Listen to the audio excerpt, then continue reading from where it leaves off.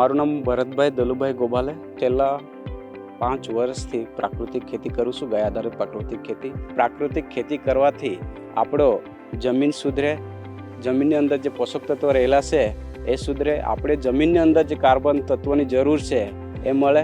ગુજરાત રાજ્ય સરકાર તરફથી જે ગાય નિભાવ 900 રૂપિયા દર માસે મળે છે, એનાથી ખેડૂતોને ઘણો ફાયદો છે. એટલે ગુજરાત સરકારને અમારે ખૂબ આભાર અમે માનીએ છીએ. દર વર્ષે હું પ્રાકૃતિક ખેતી કરું છું, પણ આ વર્ષની અંદર મેં વધારે પડતી મારી વાલ પાપડીનું ખેતર બનાવ્યું છે અને પ્લસ ટામેટીનું, રીંગણનું, આ રીતે મેં ખેતર બનાવ્યા હતા. અને વાલની અંદર મેં 2 એકર જેવી ખેતી કરી હતી.